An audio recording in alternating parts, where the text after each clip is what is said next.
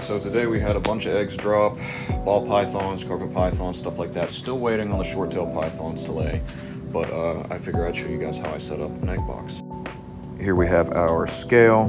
We have vermiculite and a lid that is stained by pink marker, but it has my pairing and the date and everything on it. Everything was laid. Vermiculite, you can find this at Lowe's or really any like home department store. So I poured in my vermiculite. This is dry. It's at 172 grams. I'm pretty good at just eyeballing it at this point, but like most people like to do, we do a 50-50 mix of vermiculite and water. So I keep bottles of water inside my incubator just to use for this. We're gonna pour this in here until we get about 170 grams. We'll go 200. I don't think that's too much.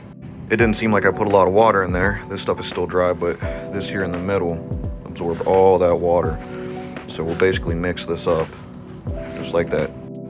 Now that I have this all mixed up, you can kind of see the way you want your vermiculite to be is it'll clump, but it's not going to leak water. If I squeeze it, no water comes out. It's just clumpy. No matter where I grab, clumps. And you don't even have to squeeze that hard. You'll get clumps and everything like that. So you want basically a 1-to-1 ratio of this stuff. And right here is Mama. So we're gonna work on getting those eggs from her real quick. So that was about easy enough. It only took me a couple seconds. Looks like we have a couple of slugs. So there's an infertile egg right there. One right here is a slug. I'm gonna detach that from this egg down here at the bottom.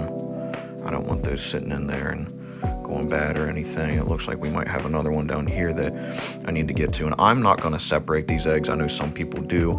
I've done it. You just kind of pattern them. But I find the best way to do this is whenever they lay, just take the eggs and put them in here how they're laid. I mean, they're like that for a reason, and you just shouldn't mess with it.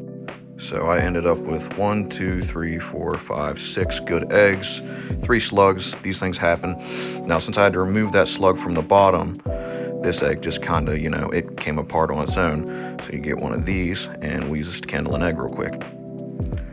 Right here, you can see the veins and the embryo down in there, right about there.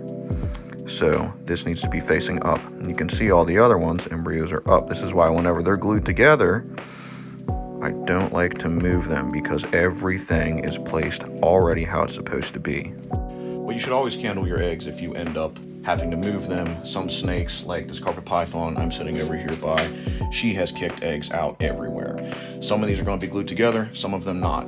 So what I'm going to have to do is place them in a certain order and candle all of these eggs to make sure they're all sitting upright. If you roll them or move them whenever they're not supposed to be moved, then you can drown the embryo, losing the snake.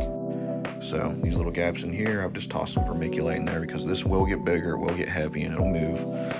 And I'll mark every one of the tops of these eggs with a little Sharpie, give them a mark so that I know if they do end up rolling, what side is up. Next step is going to be adding some press and seal. Now it depends on how you incubate and everything. You might not need that.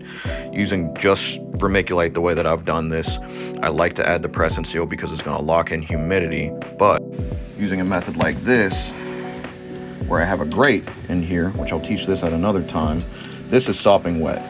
I mean, there's water at the bottom of this, but the idea here is to lay the eggs on top of this so they don't come into contact with any of the moist substrate. I won't be using press and seal with this because it's already so damp in here. So I just slid the eggs into the incubator, and after about 60 days, the eggs will start to hatch, and then we'll have babies. So I'll see you in 60 days.